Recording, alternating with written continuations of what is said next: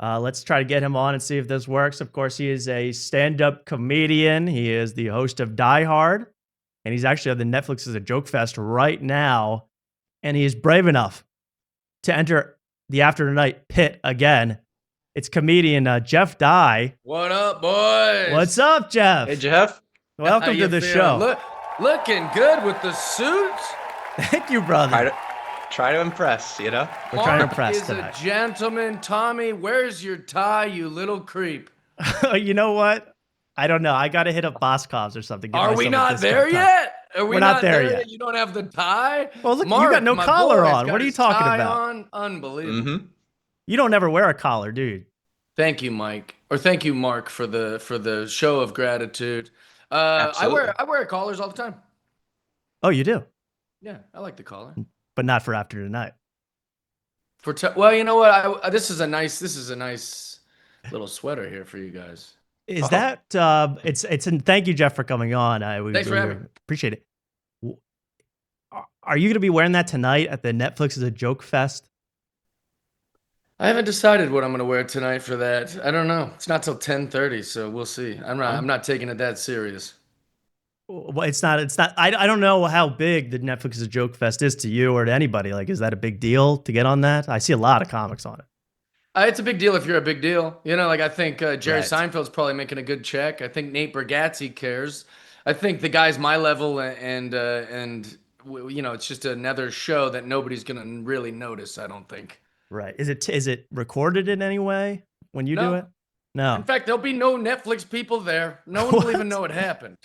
Last festival, I had a sold-out show at Hotel Cafe. I had celebrities in the audience, like as far as like Cheryl Hines was there, like RFK. Like I had people in the audience there to see my show, and still no one cared or noticed or you know. So it's just so weird. It's okay. It was still a good night, and we had fun. Technical difficulties. I don't know what's going on. We'll wait for him to come back. I'm so interested. Like, to me, the Netflix is a Joke Fest. I hear that in my eyes. I just see dollar signs. I get excited. I wonder what the paycheck on that is like. It's terrible if you can hear it. If you can hear me. We can. Bad check? Yeah, it's not a great check. Oh, you're black now. You're just a black screen. Yeah, what's going on here, boys? All right, let me try this. You were going to begin. This is what happens. You know, you were saying it's a live show. You know, anything's possible. Live. Anything can happen. You wanted a racial slur, but what you're going to get is technical difficulties. That's what you're going to get. Is this technically blackface, though? This could be. All right. Black screen. That's a new one. All right, hit me with your questions. What do you have free reign. Free reign. I like After Tonight. Don't let that Ben Glebe creep try to steal your thunder. Thank you. After Tonight, it was the first YouTube talk show that I've ever heard of. I was the guest of. Little house cleaning before we get into you asking me whatever you'd like to ask me. I don't like that you tell people that like, oh, Jeff was mad at us. Oh, he was mad at us. Why do you frame it that way? Does that so you guys can seem more naughty? Like, oh, we pissed off Jeff Dye. I thought you were mad at us. I thought there was a feud. No, I was like, these guys seem like nice guys. Why are they talking shit? Okay. Well, that makes me feel better. Like, you make it sound like, oh, you know, that Jeff was not too happy with us. And I feel like that's a pretty dishonest way to frame it. Oh, well, I didn't know. That's how I felt, but I'm receiving you, and I understand. Okay. I liked you guys. In fact, that's the reason originally I was like, yeah. I told my manager, I said, Justin, dude, like anytime. These guys are nice guys. Oh, awesome. I trust them. I appreciate that. Here's the thing. I have a pretty good, I don't know what the term would be. I'm pretty good with people ribbing me. It's when it's venomous and vicious and I've never met the person. Like, if it's just people making fun of me, there's plenty to make fun of. It's okay. Okay. But there's a big difference between someone just going, kill yourself. Your comedy sucks. Like, that's not very fun for me. But you guys seem like nice guys. So I was like, I'll go in there and talk to these boys. Oh, well, thank you. Okay. Well, yeah, I wanted to get into all that. I mean, there's an incredible amount of vitriol thrown your way. I mean, how are you dealing with that? Like, yeah. So Brendan, are you like, do you think that's what it is? Like, they just need a new target, the people online? I don't know. I mean, maybe to the type of people who love like anti-comedy and they love like trolling and they love this kind of stuff. maybe I'm a great target. I'm 43 years old. I don't know if that makes me a boomer, but to them, I might as well be a boomer. Like I'm some old guy. I do like a kind of classic style of stand-up comedy where it's like set up, punch, tag, which a lot of anti-comedy people find is to be like cringy or like old school or hacky, right? Also, I have a lot of things that makes people that don't have a lot of things jealous, like I do have money. I do have a big stupid truck they like to make fun of. So I think that, there's a lot of ways to poke at me and that's fine. Right. It's all fair. Okay. Well, here I did a one question because this is not about, we'll get back to all that, but this has been on my mind. What's up with the Verzi triplets? What's up with them? Yes. What do you mean? That's so vague. First of all, they said they're doing the show with you tonight. Are they going to be on? Are you all four going to be on stage? There's three of them. No, not at the same time. They go up on stage. That's their shit. Oh, and then they'll do their time, and then there'll be another comic, and then another comic, and then I'll come up and do my portion. They're my friends. They're great guys. They seem like cool guys, but what happens like on stage? Like, did two of them just juggle the other one, or they have a routine? Well, have you seen the Sklar brothers or any kind of like the Lucas brothers? If you're hip to alt comedy in Portland, you love the Lucas brothers, but you think it's hacky when some triplets do it. No, I've just never seen their act. I don't know. Oh yeah, it's fun. Yeah, it's fun. But it's basically they just kind of like do banter and they talk to the audience and they have kind of scripted bits. It's kind of an interesting thing too because when one guy, like if I do a joke and it doesn't do well, I only have myself to blame. But like if Mitch does a joke that sucks, the other two will just turn on him. Like it's hilarious to watch them like have this kind of thing. I really like their shit. I think they're great guys. And I love them. So I put them on all my shows. They like blew up. I saw them in like People magazine because they got those hair transplants at the same time. Did you consult them about those? They blew up. Yes. Yeah, but by being the bald guys in People magazine, I don't know if I'd call that blowing up, but yeah. Did you consult them on that hair transplant? I mean, it looks. I've seen them like they did like a 2-month update. They're still bleeding from the scalp. I mean, it looks crazy. It's terrible. People always go, "How old are the triplets, Jeff?" I go, "Too old to be on their second hair transplant." Oh, it's number 2. Yeah, or too young is what I should have said. Too young to be like they're literally like low 30s, and this is their second hair transplant. But they want to have hair, and so they're fighting the fight, and that's what you do, Would you ever do a hair transplant? I'm thinking about it. If it gets worse, yeah, I'll do it. This is all. It's not a great hair, Everybody talks shit about. I think here's the thing I'll say about my hair. It's not bad for 43. Yeah, I'd say so. Could be worse for 43. 43. It's still on there. It's not great. In fact, people accuse me of having a toupee all the time. But it's I'd say for being a 43-year-old man, I'm pretty happy with where my hair's at. There's another, I guess I can't imagine that was on your list of questions, by the way. Believe it or not, it was. I was fascinated about the Verzi triplets hair transplant. We've both been fascinated about that whole saga. Okay. My whole thing isn't the whole point of a hair transplant that you're not supposed to, like, you're trying to hide from the public that you're going bald by getting it, but they're like posting about them having the bald spot. It's like, isn't that counterintuitive? I don't know. Mark, you're nailing it. If this was 20 years ago, you're an old soul, my man. Nowadays, you'll say, "Oh, this chick's got great tits," and then she goes, "They should be. They cost me 10 grand." You think that the illusion is what you'd want is don't let anyone know, but that's all been like reversed in some sort of like unapologetic, get the clicks, I don't care. So yeah, and also that's how they got the free hair transplant. They got a free hair transplant by posting about it and doing all that stuff. Brilliant. Okay. Good to know. I see those triplets. Yeah. Hey, you were at the Comedy Store. I saw this on Sunday night, and I saw the people that popped in. That was insane. It was like Shane, Louis, Chappelle, and Kanye West, and Chris Rock. Chris Rock. What were you there when they all came around? I was there. Yeah, it was pretty cool. The energy was awesome. Also, I don't know why so many people are talking about this they're leaving this part out. What Gillis, Dave, Louis, Chris Rock, and Kanye, for that matter, I'll throw him in because he's very famous. What they deserve credit for is that they didn't bump anyone. They literally waited. They chilled and hung out. They smoked weed and listened to hip hop in this back room area. And they waited till everyone in the lineup, Saul Trujillo, Chris Spencer, Jeff Dye, Nicole Buchanan. They waited for all of us to do our allotted slots, and then they did the drop-in. Those guys, some of those guys have a reputation for bumping comics or staying on stage for like hours so that you can't, you know, whatever. And even if they let you do your spot afterwards, why would you want to? I'm not going to go on after Chappelle does 2 hours and the whole room is ready to leave because they saw the most famous comic in the world. Anyways, long story short, they didn't bump anyone. And I was like, these guys, that's such a classy move. Were you in the weed smoking green room, rap green room? No, I don't hang with those circles. They don't know who I am or care. Could you have gone in there if you wanted, or was there like armed security to protect Shane Gillis? I don't think there was security, but I think that if I did go in, it would be kind of like, you know, you wouldn't walk in on a bunch of people hanging out if you didn't know anybody, you know, like, so it would have been but awkward. I mean, did you say hi? I would have been like, oh, I got to say hi to Kanye. Did you say hi to Kanye? No, I'm not. I guess let's talk about this. As I'm chewing on it, here's the thing.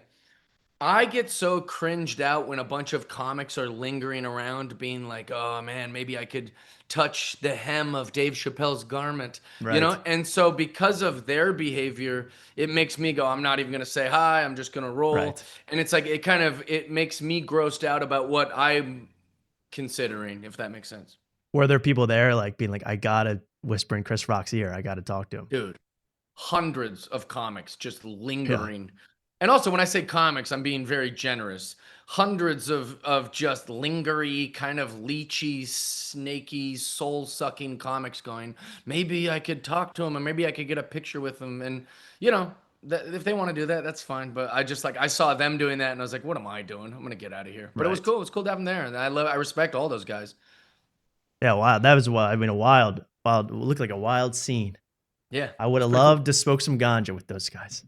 Well, I mean, would you think they'd hang out with you? No, I'd probably be shot if I tried to get within 10 feet. But still, here's something that we could bring up. And I heard you talk a little bit about this, but I was fascinated. So you went on to Kill Tony had a WrestleMania. Oh yeah. Collab. Yeah. You went on. You did your set. What happened with that, dude? To be honest, I don't know really what to say about it. Yeah. Either A, Tony Hinchcliffe has some sort of problem with me, or there's some sort of competitive posturing maybe, or I'm jumping the gun and being unfair to Tony. Maybe Tony does like me, and maybe Tony is my pal, and maybe I'm wrong, and someone at Netflix doesn't like me. Or maybe Tony is indifferent about Jeff Dye, Netflix is indifferent about Jeff Dye, and I'm trying to find why these weird coincidences keep popping up. I don't know what is the case, but I can tell you confidently that I went out. The show couldn't have been more built for me. I'm a professional comedian who has wrestling jokes. And so like I went out and I just had a good set because not to disrespect anybody, but the show wasn't going well. I don't know if you watched it on Netflix, but it wasn't going great after the first guy. I don't remember. I'm blanking on his name. Diedrich? He wore the gold. What's that? Was it Diedrich? Oh, William Montgomery. William Montgomery kind of had a rough start. They kind of threw him to the wolves by making him go first. And then there was another guy that did bad, and then a third guy that didn't do great. So the crowd was ready for someone to just do well. And I came out with all my confidence, and I already knew the jokes I was going to do. So, and then it was themed. So all those wrestling fans kind of were thinking, like, why isn't anyone doing wrestling stuff? Anyways, so I had a good set. And then the next day, I thanked Tony via text message. I said, hey, thanks for letting me be a part of last night, you know, because I know it's special for him. Like, that's a wet dream for Tony Hinchcliffe to do Kill Tony, like, with Undertaker sitting by him and all these wrestlers. So I know he was very excited and proud. And for him to let me do a spot on it, I was really happy. And so then he immediately replied, like, dude, killer set, great stuff, but just a little heads up, Netflix has to make some edits because they need it to be down to 1 hour and 30 minutes, and you were one of the cuts. And in my mind, I was like, how does he already know I've been edited out? That's a pretty quick turnaround to go like, yep, hours you're out. Later. Like, so all of it is suspicious. all of it in a way hurt my feelings, but all of this happens. This is how stuff goes. So Yeah. I let it bother me for about 45 minutes, and then after that I was like, it's okay. It just gives another bunch of people to talk shit about me. They can all run with it. But I know I had a good set. I'm wondering if I had a bad set. Do you think they'd have kept it in? What if I bombed? Oh, it's Would they have interesting. kept that in to be like, haha, egg on his face, Jeff Dye bombs at Kill Tony? Right. Well, they left a lot of people that bombed in, so I have no That's idea. more conspiracy right there. I don't like know. that. But isn't Tony like constantly trying to get big name comics to move to Austin? And I know you're in like the process of moving here. Wouldn't that go against it, or is he trying to wrangle you in? Because I know he's like one of the I bigger don't think guys here in Tony the wants scene. me to live in Austin necessarily. Here's the thing about Okay. Tony Hinchcliffe is like I've been nothing but cool to him, and I really respect what he's done as far as like, man, to take a show like that and make it this huge thing. But also, it's not like we hang out. It's not like we're real close. There's been a lot of interesting booking kerfuffles with like Kill Tony, where he'll be like, "Yeah, I'll have you on the 13th," and then I show up and he's like, "Sorry, I've already got somebody," and I'm like, "What? You confirmed this with me like 4 weeks ago. Really? I'm kind of in Austin for this. Like, that's kind of a whatever." So there's all these like little things that like live in the back of your mind of like, are we not cool? Like, what's going on? So it's just whatever. It's how these things go. Do you think he just brought you to be like, hey, he can warm up the crowd, will be good, but I'm not keeping him in? You think it was something like that? Could be like that. Yeah. Yeah. I wonder if he ever even intended to leave you in. Wow, this is a conspiracy. Well, yeah, and that's the thing is like I was happy to be included. Once I did really well, I kind of got greedy. I was like, yes, now Netflix will see, and now everyone will see that I did really good. And that greed was my own fault because like I should have just known something was gonna happen, you know. And so like, yeah, they cut it out, so it sucked. But I was very upset about it for about an hour. Are you still planning to move to Austin? It's still the plan. Let's get into this. So the problem is everything that my real estate agent showed me is my eyes were bigger than my wallet, if you will. You know what I mean? Like yeah. They'll show you like, hey, you're approved for $1. Here's a $20 house. And so then now you really want that expensive one. And I could have made it work, but it had just been like very nerve-wracking mortgage. And this is a second home. It's not my primary home. So I just used that money to pay off my current home. And now I'm saving again for a second place in Austin where I'll be a lot more confident now because this is paid off and that'll be my only mortgage. And so now we're looking again because it's been a little while. Okay. But that is your goal. You're not going to stay. You're not an LA guy. I mean, you seem like an LA guy to me. I'm so curious. I think LA is great. Yeah, right. That was but Fox News' fault, by the way. Fox News wrote Jeff Dye trying to escape Los Angeles, all that different shit. Like it must have been a slow news day. Well, I remember we even wanted to get you on back then because you had the GoFundMe that went. I know you guys should just text me because this idea that like I've ghosted you or whatever is a bunch of fucking bullshit. Well, give Mark your number. Give me your number. We'll treat it responsibly. You guys can just text me and say, "Hey, come on the thing." I'd be happy to do it. There's no me alluding. I'm not afraid of you guys. I know you're an honest, nice guys. You're honest. So the GoFundMe thing, I thought was going to be funny. Also, I thought that comics that hate me would get the joke. Like as far as like, I thought a comic, one of these like angry comics who seems to have all these opinions about me on the internet, but then is like really quiet when I'm at the comedy store. I thought one of those guys would be in on the joke. Like, yeah, I gave $500 to get Jeff the fuck out of Los Angeles. Like, I thought they would all kind of pile on. I thought rich Republican guys would be like, oh, I'm going to give Jeff $5,000 to get him out of LA. Like, all as a goof. GoFundMe is not just for like kids with cancer. I remember comics having GoFundMes for really silly shit. Sandy Danto had a GoFundMe to like put a pool on his tour bus or whatever. Or I've seen over 100 different comics crowdsourced to try to get their specials made. Right. They'll be like, "Hey, give me because I'm trying to make a special. All the money will go to my YouTube special." So when my real estate lady, who's a great person, but like just not a comedian, she goes, "You should start a GoFundMe," and I was like, "Oh, yeah, that'd be funny." And I wrote out a very like dramatic. I thought it would be obvious that it was satire. Like I'm escaping the trenches of Gavin Newsom. And so I put it, and then I got on an airplane from where was Skankfest? New Orleans to Australia, and that's like a 20-hour thing. And so I didn't know it was going to be so. Everyone went crazy. Some people are acting like I've stole money from families or something. Well, some people thought you really were trapped in LA. That Gavin Newsom had the dogs at your door or something. Not a single person saw that. I was worried. Mark was worried. I'd like to know the theory on hating me for it. So if you hate me because I did a GoFundMe joke that no one liked, so some people would say he's such a broke loser that he started a GoFundMe to go to Austin. What a fucking loser, right? Yeah. Well, if I was broke, give me some money so I can go to Austin. If I'm broke, that's why you started GoFundMe. Right.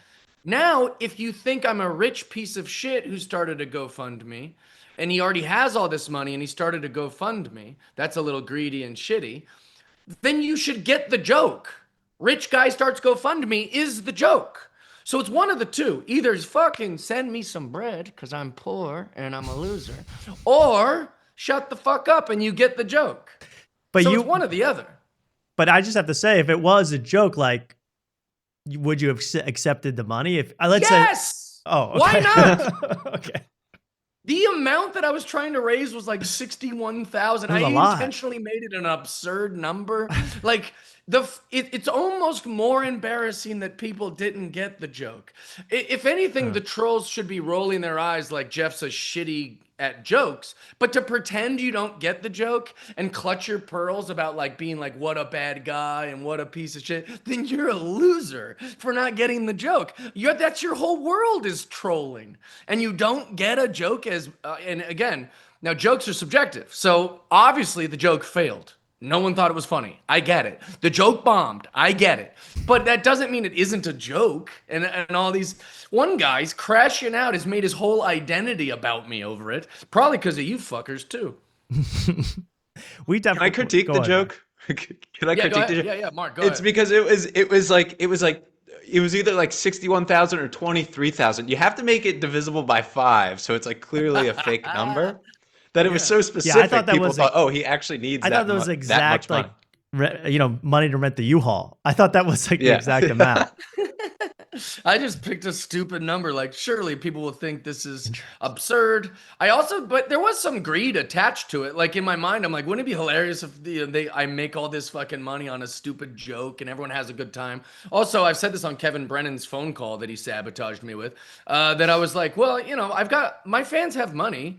I don't have fans who are like bitching about the price point of my tickets. I've been really blessed that like the people who like my stuff are older than me generally. Like, and I'm 43. I'm not young. And my fan base is like people that you guys like to make fun of. Like, you got the rich Republican Fox money. News boomers. Yeah. Like, that's my crowd. Yeah. And I'm not ashamed of it. Like, I like my fans, but my fans have money. And I know a lot of oil guys and a lot of Texas dudes who'll be like, I'll give you 10 grand to come to Texas. So I kind of thought it was going to go a different way than it went.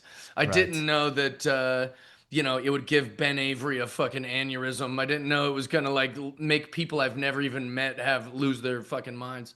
Well, I gotta start telling jokes like that, man. I need some money. Yeah, get some scratch. You got a wedding to pay for, baby. You're right, man. The box with all the envelopes, Mark. That's a joke. Where you're supposed to get the money. Okay, that's a joke. Wow. So, did you think like, were you like, oh, Joe Rogan will donate? Joe Rogan will talk about it. I mean, no, I sent it to Joe and he didn't reply. Like I texted it to him like as a joke. Okay. And then he must have been so cringed out by it that like, cause like we texted about other subjects after that. But then like months later, I sent him a totally unrelated thing. And it was like a really extreme joke that I like, that I wouldn't post on the internet, just something you'd send to your buddies. And he goes, I said, should I post it? And he goes, I would have told you not to do the GoFundMe. Like basically saying like the way you're asking me permission about this text is like what you should have done with that GoFundMe. And so, even Joe hated the joke. No one liked it. I took the L. I'll take the L. There you go. That's it. Not everything's, it's okay. There's worse things, Are you trying to get, like, I was wondering, like, I didn't know you were texting Joe Rogan. I mean, are you trying to get on that show again soon? I mean, is that like a what do you mean? Goal? What do you active mean? Goal? Like, are you texting Rogan like, hey, I'm in Austin this week, can I come on? Or are you just kind of... I've never once asked Joe Rogan to be on the podcast. I just like him a lot. Imagine if you can text someone, that you look up to. I've looked up to Joe Rogan for a long time. I've said it a million times. Like, I've heard people criticize Joe Rogan's stand-up comedy. I've heard people, make fun of his beliefs or his ideologies. But you're witnessing the Michael Jordan of podcasting, in my opinion. I think Joe Rogan's the greatest to ever do it when it comes to podcasting. And so for me, like when I'm texting him, I'm asking him about, opinions about articles, or I'm always trying to get him to believe in Bigfoot. But I've never once been like, can I come on the 19th? He's asked me, I've been on it 3 times. And so if he asked me to be on every day, I would say yes. Right. And if he asked me to never be on it again and we can just be friends, like I'm happy with that too. I'm just happy to be included in the conversation. Right. But if he was in that green room the other night at the Comedy Store, I would have walked in there. Yeah. I know him well enough that like I would kick it and hang out. Would you have pretended to like rap music and taken a hit of weed?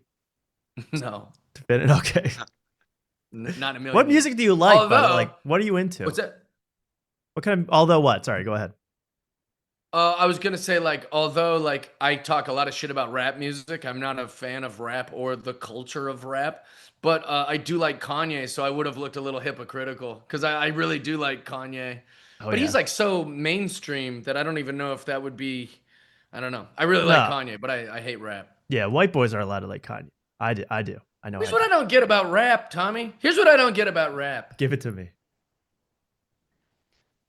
Why would I identify with anything rappers are talking about? I didn't grow up like that. It's not my lifestyle. I don't smoke weed. I don't.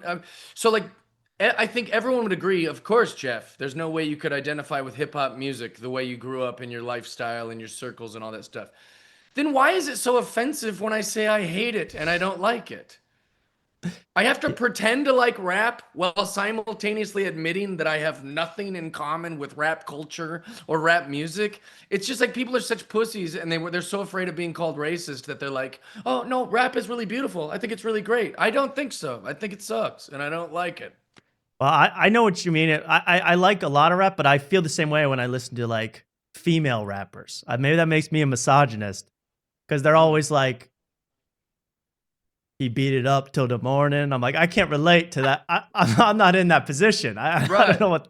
So I know what you mean. Like, it's hard to relate to some rap, but sometimes you got to just pretend you're, into club like 50 Cent. It's fun, to pretend. I hate nightclubs. I don't know any of the shit they're talking about. Another thing is, it's like, but people are like, people would say like, oh, I hate country music. That's a bunch of like, honky ass white shit. And I go, yeah, I get that. Why would you like it? There's no reason for you to like it. But for whatever reason, rap music has some sort of like gaslighting racial thing where it's like, when he says he hates rap, he's really saying he hates black culture. And you're like, no, I'm not. This isn't black culture. This is rap culture, and I have nothing to do with it. I'm very indifferent about it. What about like Hispanic? What about like Bad Bunny? Are you a fan? I'm agnostic about Bad Bunny too. Okay. I don't know anything about him. I thought the Super Bowl was cool. Like a lot of that was fine. But you don't hang out. But you don't hang outside the bodega all day. Like no, Bad Bunny. It's not really what I do. But also I'm not that deep into country music either. I didn't grow up like that either. Right. What kind of music are you into? Country? What else? Super gay music. I'm not into country at all.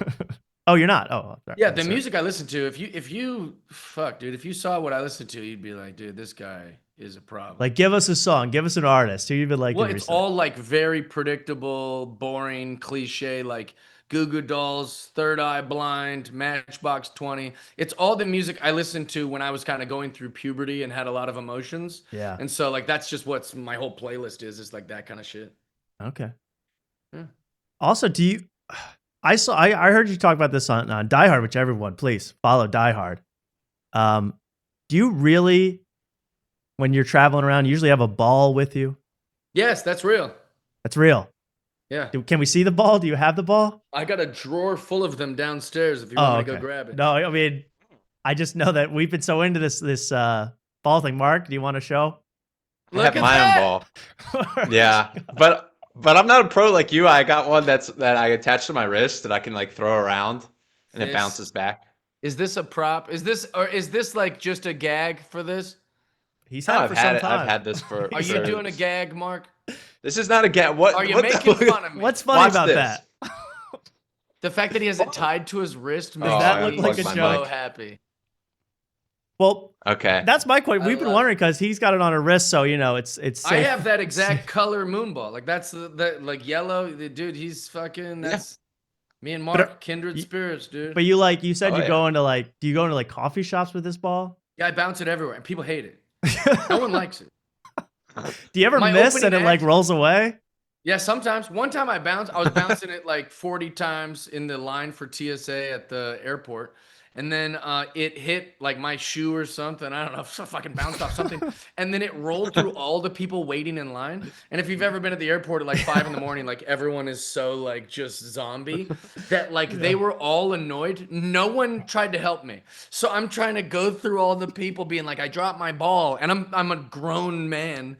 And the service dogs are losing their mind because there's a ball on the loose. Like there's a whole thing. I mean, you think a sphere coming from a 43-year-old man, you would think that's like a grenade at a TSA line, but they weren't ready for it. They didn't know what the hell was going on. Ever been hit by a car, like a roll into the street? It's rolled in the street multiple times. Oh, jeez. Because I get like a little too willy-nilly with it, like I'll be like I'll see like a big brick wall like in Ohio I remember last, and I just like threw it up against that to try to bounce it back, but I bounced it too high over my head and it just went into traffic, and then I had to wait for cars to go away to go grab it. But that's happened multiple times. Wow. We were so intro. That's been so on our mind, that ball. I don't know why. I don't know. I caught our attention. Yeah, it's a weird one. So speaking of ball, what about that for a segue? The Lakers. So yes, sir. Have you been going to playoff games? You been going to games this year?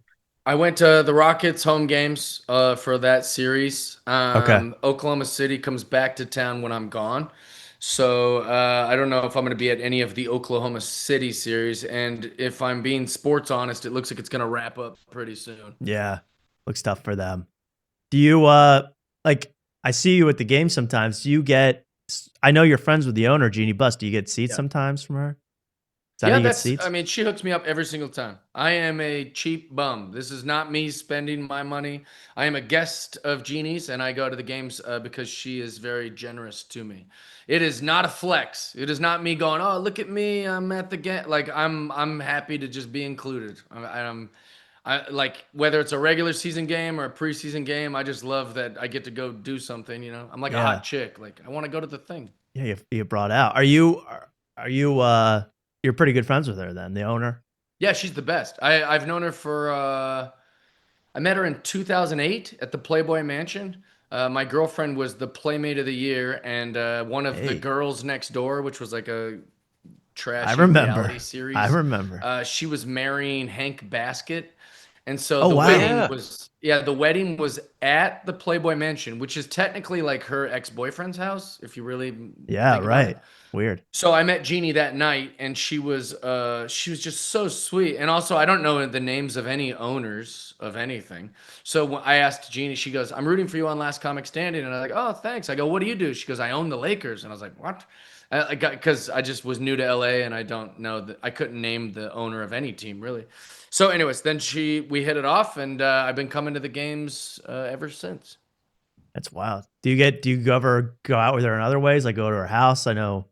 You ever seen that I've never been anywhere. Well, actually, that's not true. One time, it was just there's been a couple times in the last few years where she's been at a comedy club because now she's married to Jay Moore. And so she'll be either with Jay or she'll, she came to one of my comedy shows with a bunch of her girlfriends when it was at like an animal shelter. She loves animals. And so it was a big charity thing for that. But we're professional. There's no funny business or nothing, but she is awesome. I love her. Because I heard about some weird, like Jay Moore lives in like a different wing of the mansion, like some weird situations I don't know anything about in TMZ or something. Well, I've known Jeannie longer than Jay, so that's why it like drives me crazy. I do get a little like territorial of Jeannie in the way where people are like, "How come?" They're like, "Oh, did you only get those tickets because Jay Moore?" And like my instinct is to be like, "I knew her before Jay." I don't know why I get a little jealous about that, but it's cool I really like Jay a lot, and I like her a lot, so I guess I shouldn't care that much. But I get a little territorial sometimes. Yeah, I just have a big list here, man. Do you mind if we keep going? Let's do it, dude. I love it. Do you still? avoid or mutually avoid Rick Glassman? So no, I even texted him recently because I'm getting the impression that his feelings are hurt about what I said about him on your guys' show. I didn't mean to disrespect him or hurt his feelings. I know that this is like, you know, you make a comment about a person and then that can live on for 6 months on these kind of shows for whatever reason. I didn't mean to hurt Rick Glassman's feelings. I just don't like feeling like I'm part of some play when we talk.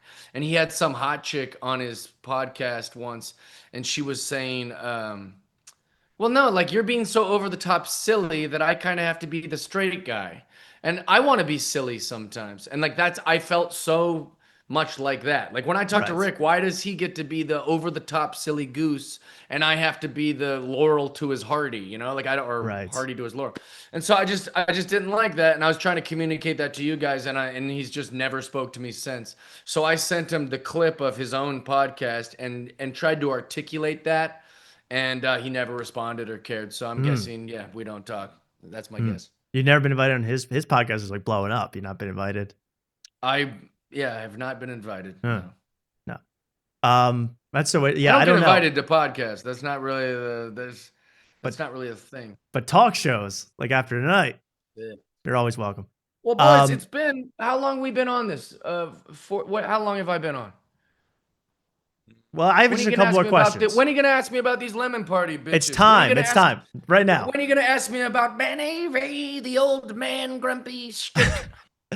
Well, yeah, but let's set it up for people that don't know. Ben Avery, a comedian we've had on the show, actually. He's not a comedian. Oh. No?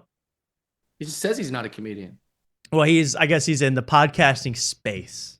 Was that fair? Not a comedian. Okay. Yeah.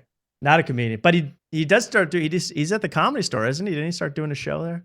He says, "I'm not a comedian. I'm not even a comedian," and that's it. He said he's not a comedian. So you got to quote the old man with the cane and the diabetes. He doesn't. He's not a comedian. He says he's not a comedian, and you should know that. You should know that. You guys. This is getting. I've watched maybe 30 minutes of his content because his entire identity is trying to like destroy me, even though we've never met.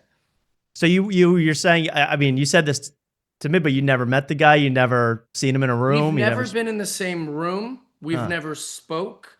We've never had a dialogue. There's no evidence we've even been in the same state at the same time.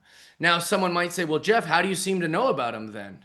Well, because he's made his entire identity about me, and he has a lot of fans. It seems like he has some success.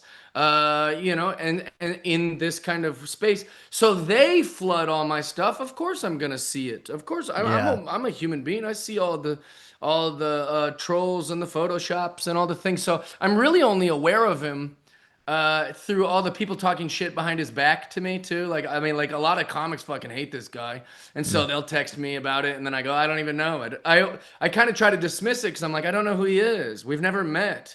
To have this kind of feelings towards me is insane. We don't know each other. There's no beef to squash because I didn't do anything. I don't know him. And also he plays like a real tough game when he's alone in a room talking about me.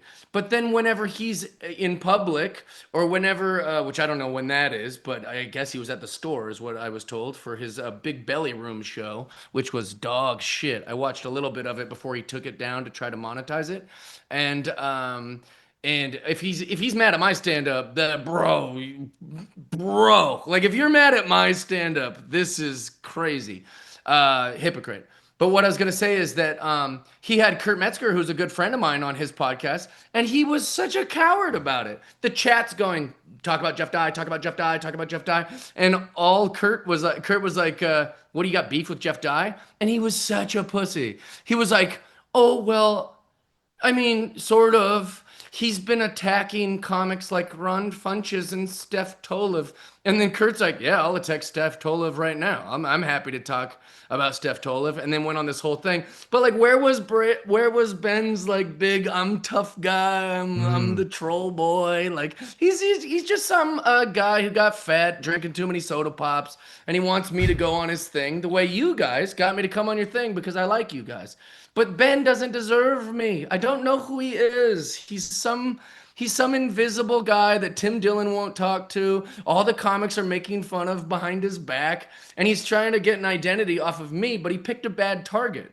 He should have picked someone more successful. No one cares about me. So like to make an identity about me is like so embarrassing. He should have went higher. Go after someone more famous who might take the bait and who people, I think most of the people think when he talks about me, like, why does he care about Jeff Dye? Like, I'm not successful enough for them to get engaged. Does that make sense? Right.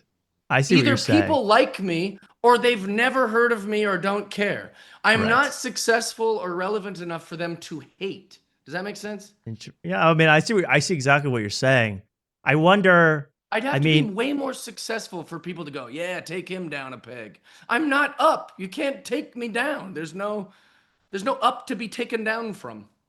I feel like though, I feel kind of weird. Like Ben's been on the show. Ben's been nice to me. You've been nice to us. Been very nice. Like, is there a way for us to squash this? I mean, I'm sure I could put in a call. He would come in right now if you wanted to talk to the man and just. But here's the thing. What I don't understand is why do I need to talk to a guy I've never spoke to? I don't know anything about him. Yeah. In fact, if anything, he's made so many things that like if I wanted to be like litigious, I even could.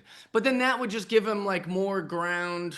All I'm really guilty of is blocking his ass and blocking anybody who talks shit on my Twitter. And the only reason that I do that, I'll address why I block people, is because I can't control life. I can't control what goes around the world, obviously. None of us can. But I can control my Twitter. So like when someone tries to say something mean about me, I can hit block, and that's a tremendous amount of effort to recreate a new Twitter account. And now you have a new email address, new followers. And then the second you hit me with another insult, I block that one. And eventually trolls get bored. And they're like, how many Twitter accounts am I going to create just to troll a guy that I don't really care that much about, Jeff Dye? And so it's very effective to just block these nerds. And so that's why I do it. But I mean, when it comes to Ben, I mean, this is a guy that's in your same town. I mean, aren't you? Does he live in Los Angeles? Yeah, I think. Oh, I thought he was some Oregon guy. He's a don't badmouth Oregon now. We got a lot of Oregon fans. I love these Oregon people, you know what I'm saying? I got nothing against Oregon. I got nothing against Ben, if I'm honest. Like, I just don't know where this came from. You know, I don't get it. It's kind of embarrassing. Well, but aren't you like? Are you worried that he's not going to stop? That this could go on for your remaining days? It wouldn't bother me. Also, really? He's bordering on stalking. Like it's like if you type in his name on. Oh, that's another thing, by the way. Some of his fans have accused me of. He blamed me for his YouTube channel going down. I didn't do anything. I've been ignoring him and blocking his followers. I wouldn't even know how. Do you think YouTube is going to take my call? I didn't even know you could call YouTube until he alleged that I did that. But that's just his way of, he plays these little games, dude. He's trying to get you guys to go, oh, so look, Jeff did something to me. I don't know him. I mean, that was a big allegation, and that you contacted your manager or something, and they got lemon party. He didn't do anything. But he does that kind of stuff all the time with his little stand-up thing. He's like, I said some stuff about the Jews, and so they took it down. But now I'm gonna re-upload it, so you guys have to pay to be a subscriber and all that shit. That's a classic like streamer move, by the way, is to be like, I was so naughty that they took it down. You can say anything you want on the internet. Do you know that? We could talk about Jews all day. Jews are bad, Jews are bad, Jews are bad. And it's not going to get taken down. This won't get taken down. He alleges that it was taken down so that you have to be a subscriber, and now he makes some bread off your thing. So he's just pulling some bullshit kid moves. But no, I've never reported his YouTube page. I've never called anyone. I've never told anyone to do anyone else. In fact, I think even with you guys, when you originally asked me about him, I said, like, I just don't want to even dignify his name because he doesn't really deserve it, in my opinion. He has no clout in our industry. If Tim Dillon was mad at me, like, I would try to squash it as quick as possible because Tim Dillon has earned my mutual respect. He's a very good comedian, and you know, we've been at least in the same room multiple times. Tim Dillon did my podcast back in the day. Like, I really liked Tim. Ben isn't a comedian, and he isn't very good when he tried. And he also like is kind of just a mean guy. He's just kind of like a mean bully. The things that he accused me of with like Steph Tolev and Ron Funches, I wasn't attacking them. Steph Tolev was trashing me on the internet with a bunch of other comedians because of my GoFundMe stunt. Ron Funches was trashing me on the internet because of the GoFundMe thing. And so I just defended my position. Like, this wasn't like I just went on the internet and was like that, like going crazy. So even his like little reasons to like have a beef with me aren't real. Why do you think he's beefing with you? And why did he, he alleges you even started the beef. I mean, I don't know what he alleges that. How's that? I just saw it today. What did that you brought it? You said his name first or something. I don't really recall. I've never heard of him until he had a whole YouTube page dedicated to hating me. Right. So how could that be possible? Well, I guess we won't know unless we call him right now. But you can call him right now. I'd be happy to pop on. You would talk to him? Yeah, if you can get a hold of this guy. I mean, Mark, can you send him? Can you send a DM? I'm trying to DM him. Yeah, I just think it's like, I don't know if he'll see this and then he'll respond and it'll just go on forever. I feel like, so I do feel like. Well, here's my take, Mark. It's like, yeah, if Steph Tolev wanted to have me on to squash a beef, I would do that because we're both comedians and there's at least some level of respect. I don't know that I really owe a guy I've never heard of or met any sort of anything. He's dedicated his whole life to trying to be mean to me and having like his fans like troll me and shit. So I don't really owe this Ben guy anything. Well, why do you think he started the beef in the first place? I mean, why did he go after you? Because anything I'm gonna say right now would be me alleging. I'm guessing it's some sort of clout chase. I think that he saw that I went on your guys' podcast because you guys talked shit. So maybe he thinks, this is a fun, safe way to be mean. If I'm mean to Jeff, maybe he'll come on my thing and I can start a beef. He doesn't want to start a beef with a comic more successful than me because he won't win. But he probably picked me because he's like, this is a safe guy to attack. Like this is a guy all my fans are going to not like because he has a Cybertruck and he has money and girls actually like him. And so I'm kind of an easy target for him to try to troll. I think that's my take, but I don't know. I could be wrong. Is that what you think Steph Tolev went after you too? I mean, is it just... No, Steph just doesn't like me, but that's okay. Lots of people don't like each other. Have you met Steph? What I'm saying is, what's that? Have you met Steph Tolev? I've met her millions of times. And she's always really nice when we talk to each other. Okay. Yeah. Interesting. She's just mean on the internet when it's fun to pile on Jeff. Right. Yeah, the piling on. Who? Mark, go ahead. Tell him about the other guy. Are you aware of a guy named Lev Fer? Nope. No. Yeah, he opens for Shane, and he'll let you know about it every chance he gets. But he took shots at you on Twitter. Yeah. And it's sickening, honestly. Yeah. Well, I just don't understand. Here's the thing, and I really mean this when I say it. It's like, let's have some fun. It's okay. Like, if everybody wants to like poke and fun and troll, like, I think that's fun. But I think that this Ben Avery thing has gotten to like a strange level of real rage and real anger. And I don't, to be honest, not to sound like a bitch, but it is a little scary at this point where I'm seeing a lot of, like, it's gotten a little much, I think. Yeah. It's kind of embarrassing. Well, I sent him a message. I'll see if he responds. He's around. But he won't. Those the fans of his podcast, I mean, they go after Joke World. I don't know if you saw that. I don't know if you keep up with Joke World. Yeah, are you a Joke World guy? I don't know what that is. What? I'm too out of the loop, guys. Joke World Fest? Nope. There's a whole festival he's running. Yeah, I don't know anything about He's like a big YouTuber. Yeah, I guess I've never seen him talk. He covers just like positively. He covers all these people. Oh, nice. Yeah, I don't know any of these things. We don't know. Oh, okay. Yeah, but I always want. Yeah. Who else? Yeah, I mean, it's one of those things, dude. Have a good time, have fun, but like when it starts to feel scary, then you're like, what is going on here? And and obviously good on him. He's done well enough that people are asking me about him every few weeks. Hey, when are you gonna squash? It's like there's no beef to squash. Right. So it's I Do you guess think good for him. I guess mission accomplished. You got me to talk about you, but it's not gonna help his career. I'll tell you that. do you Like, think you could take him what do you mean? in a fight? Physical combat? In a physical fight? Physical combat, yes. I hope it doesn't come down to that, but yeah, I'd take my what is he? Isn't his like bones falling apart? Doesn't he have like MS or something? I'm not sure. So you think because of his disability, you'd take you'd take the I mean, cake? I don't. You're asking a hypothetical question. If I could beat up a guy with a cane, I don't know. I'd probably, I guess that's okay. I'd rather not. Could you I'd take rather Steph not have Tolev? any. I'd rather have no contact with him at all, ever. But like, here we are. Yeah. Well, I haven't heard from him, so I bet I kind of predicted that. All right, what else do you want to talk about? all right. Well, yeah, let's keep it going, I guess. So your friends wait, here's something interesting. Oh, wait a second. He says he has the kids right now. His kids. Of course. Oh, that's another thing. Let's talk about that actually.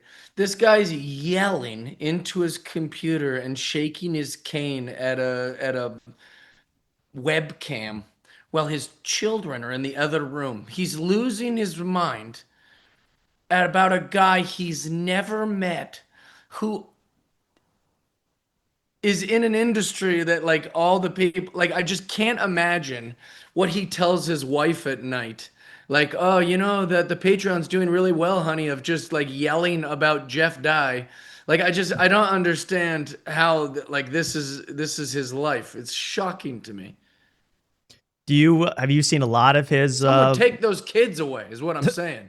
You want Child Protective Services involved? Yeah, I'll call CPS on him because this guy's literally stalking and yelling at me.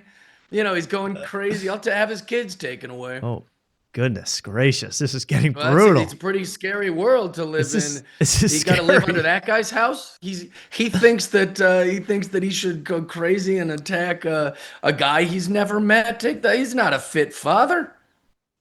Oh my goodness. We're not living in joke world anymore. This is not joke world, man. Joke world. Help. Take those babies away.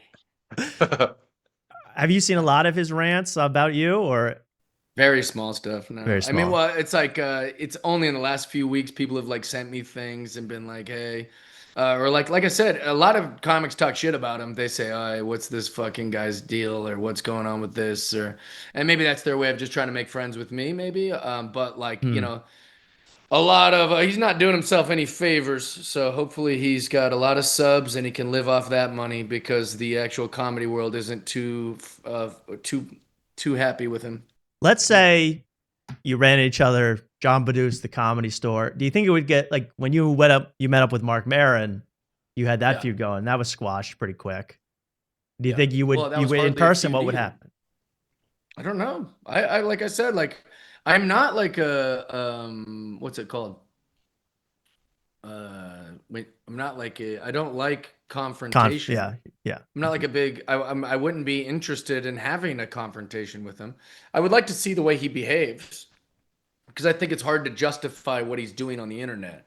Like it'd be hard for him to. I'd be like, dude, I've never met you.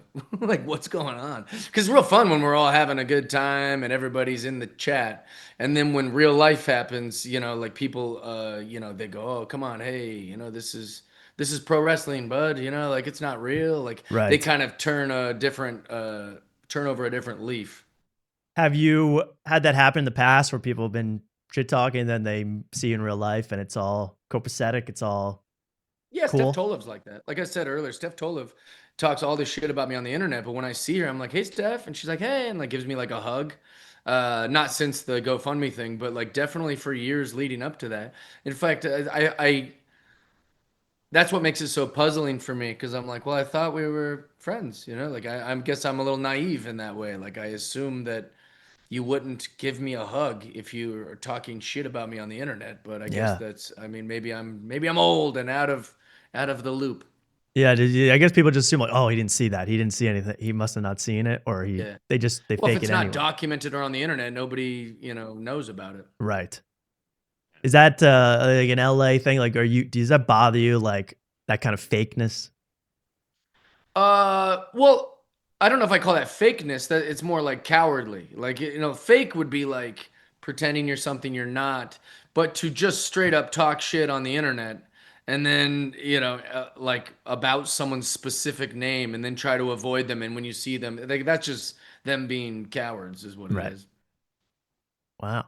Oh, geez. Well, lot to cut up here, guys. Yeah, I mean, Joke World, Clippers, get on this. Here's a guy I hope we never get in a feud with. You were with, I do want to hear, I'd love to talk more hate, but you were with Jerry Seinfeld recently. Yeah, I love Jerry. Jerry's the man. So you met him, is that the first time recently? Well, I have met him in short things. So like, the first time I did the Tonight Show, he was pre-recording his Tonight Show episode that was going to air the next day. Yeah. So he happened to be at the Tonight Show while our episode was taping. He just did his before ours. And then, so I got a knock on my green room door and he came in and shook my hand. So he was the last hand I touched before I did the Tonight Show for the first time ever. Wow. So that counts technically as meeting. Right. He doesn't remember it. He doesn't care, but it was like a big moment for me. And so since then, we've become pals. We text, and I got to have a whole dinner with him a couple weeks ago, maybe 3 weeks ago. I'd have to ask, what does he smell like, Jerry? I don't know. Money? Money, yeah, I would assume. Classic cars. He, well, this is a fun thing. I don't know how much you like Seinfeld. He texts exactly the way you think Jerry Seinfeld would text. If you had like you're writing a script of the way you think he talks, that's exactly how he texts. Right. Like what? Like what is, I mean, give me an example. I'd love to know. I text the first text I ever sent him. Well, not the vernacular, but I'm saying like the words he chooses. Like he would say, I said, "Hey, it's comedian Jeff Dye. I just got your message on Instagram." And he goes, "Yep, that's how you should refer to yourself." Because I said comedian Jeff Dye. Comedian Jeff Dye. Or I took a photo of some old thing that was on the wall that Twitter trashed me for because I thought it was older than it was, but it said the year 1991 on it. But I took a photo of it. I thought it was from like the 80s or something. I thought it was maybe even older, like maybe the late 70s. So I took a photo of it and I said to Jerry, "Hey, I've been asking Dorfman how much for this fucking thing. I want to buy it." And he told me it's not for sale.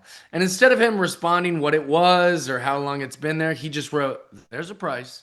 And it's like I just, right, he's that's just very so Seinfeldian. He's confidently with his texts. It's very Are fun. you still texting him post this dinner? Are you still back and forth? I try to not bother him. That's the problem with these things. It's like I only text Joe or Jerry or any of these celebrities that I have access to.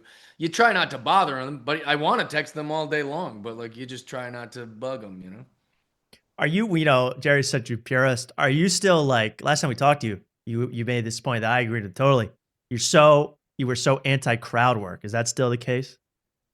I wasn't did I say I was anti-crowd work? Something like, I think so. I think I may have putting words in your mouth, but something about, I know you don't do crowd work personal. I do some crowd work sometimes. Huh? I don't, that's not my goal. I'm going up there with the thing. If it's the crowd work is a tool in my belt.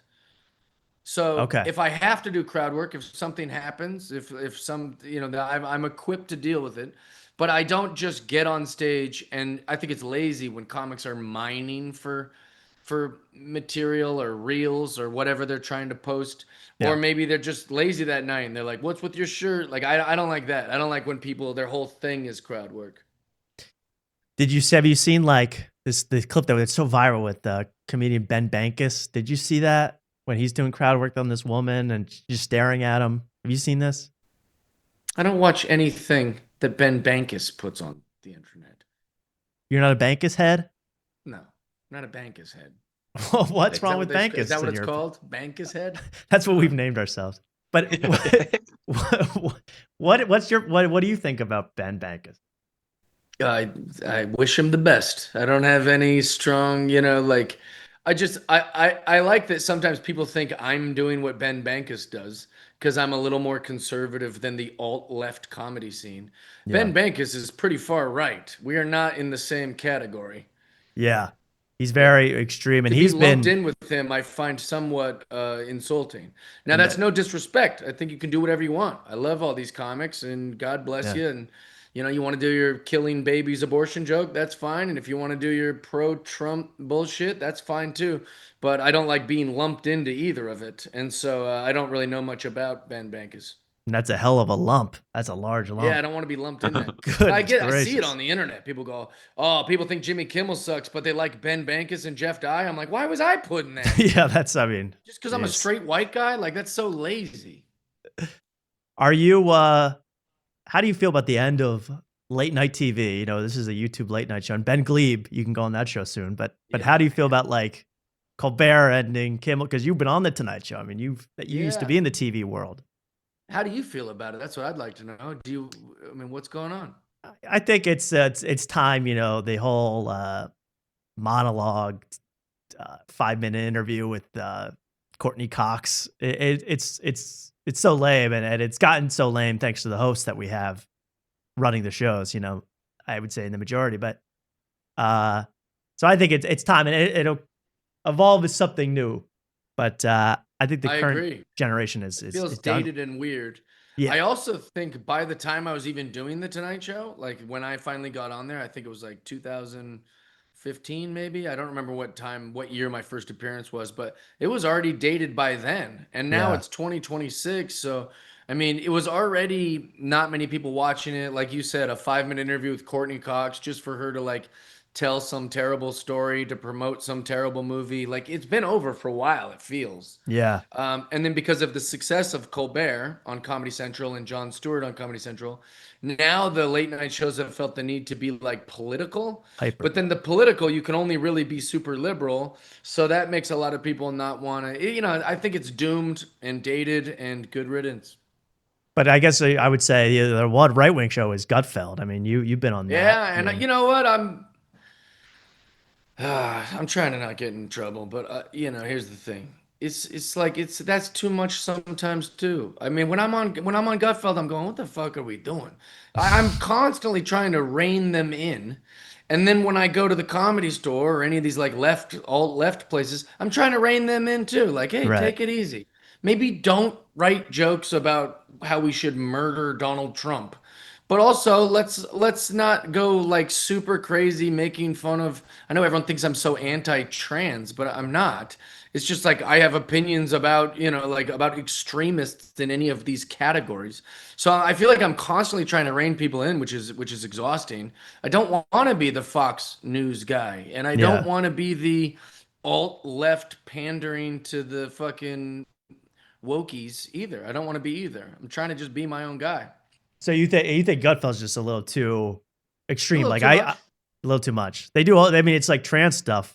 Every show I've ever seen. They're in a bubble, right? They're in a bubble. So their bubble rewards sort of easy jokes like, well, I identify as for whatever joke you need. You can throw, whatever punchline for that. Right. They'll do like kind of easy stuff like that because it works. It gets a laugh from the audience. And I also like I said, Gutfeld's been really good to me. Greg's a great guy. He's actually a friend I can text.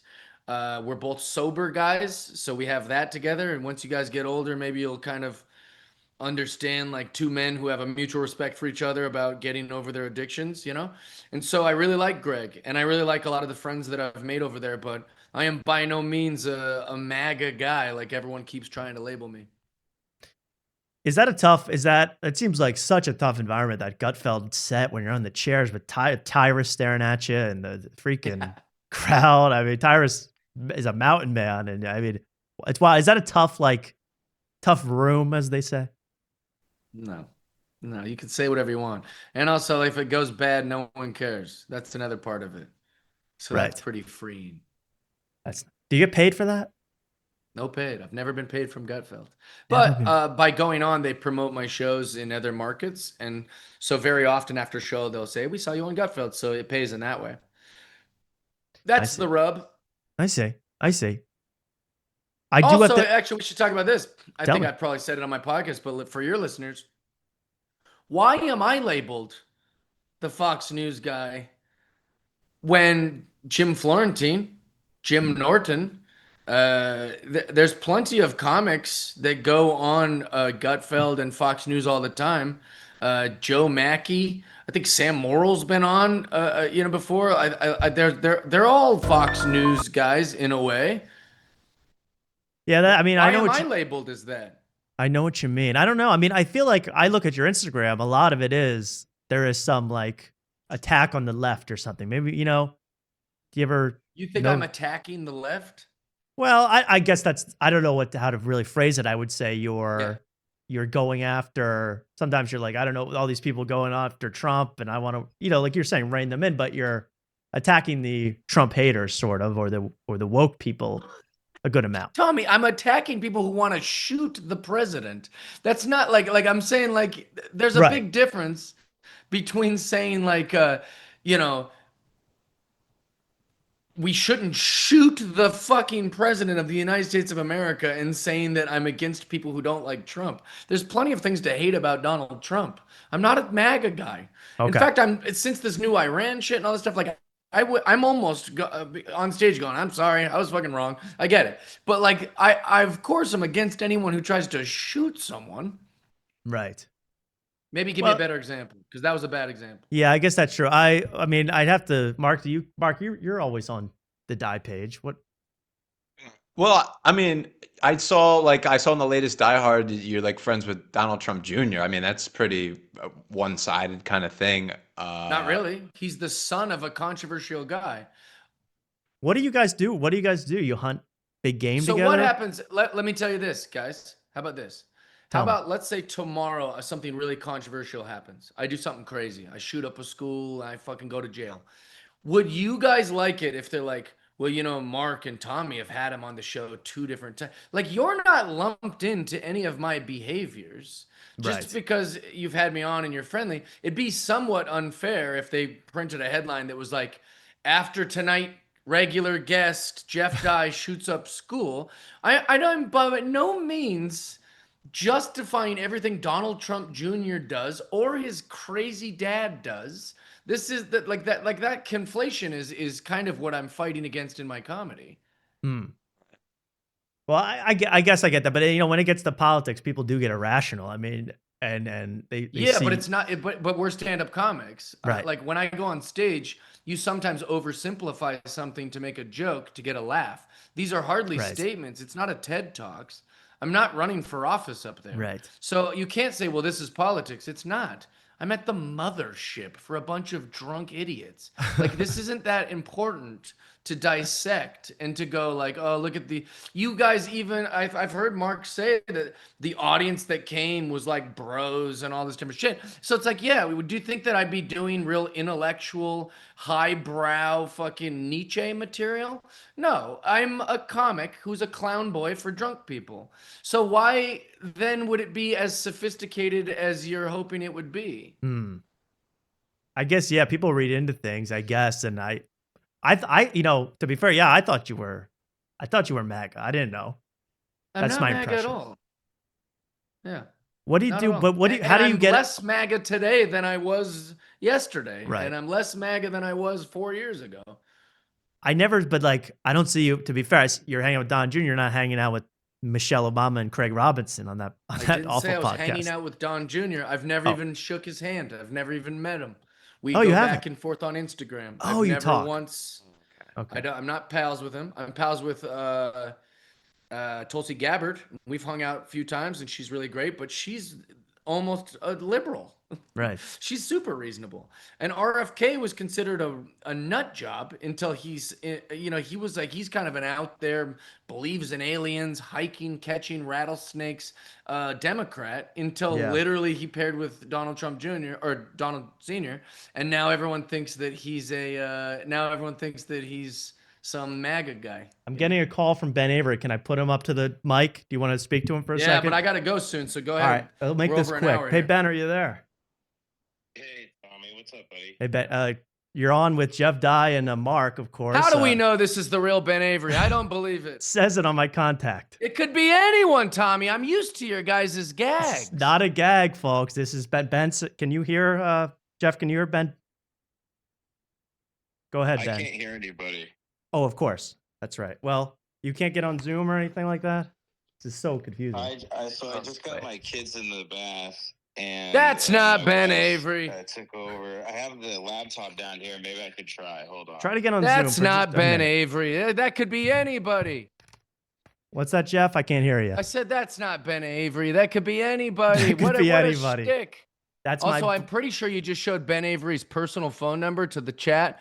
No. So you might want to fix that. No if one it really is Ben him. Avery, you probably don't want the world to know his personal phone number unless you guys have a beef.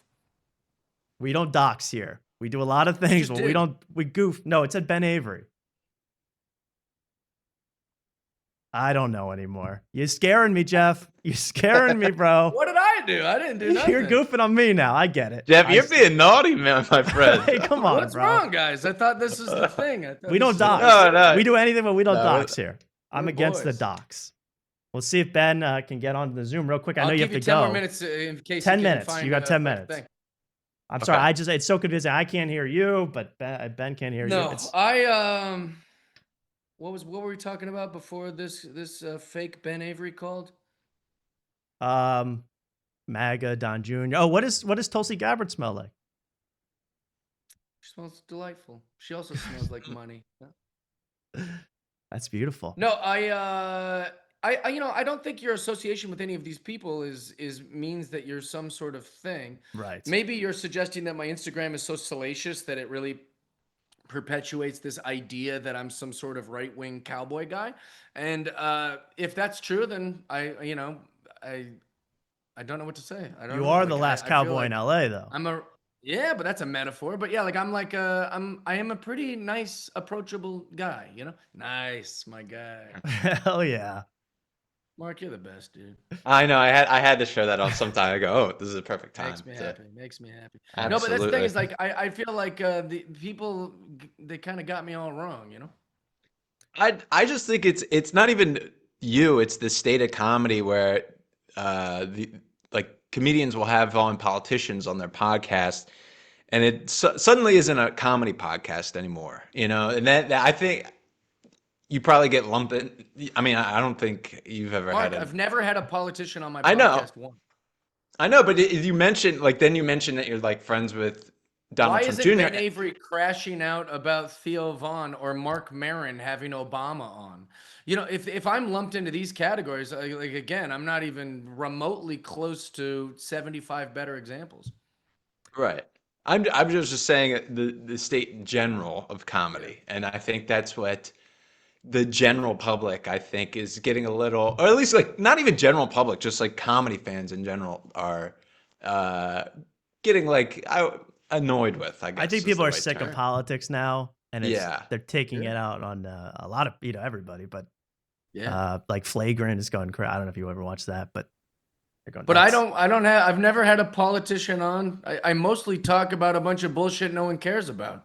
I think that like what it seems to be the criticism is that I'm boring or I'm whatever, but just let me be boring. Let me be hacky and boring. Like what's the problem? Why is that not allowed? Right. And also like if hacky and boring is a problem, man, I've got 100 better examples of people you could attack than me also. So I don't really get what my sins are against this community, but you know, sorry. Do you regret it all, even dipping your toe into politics, or you feel good?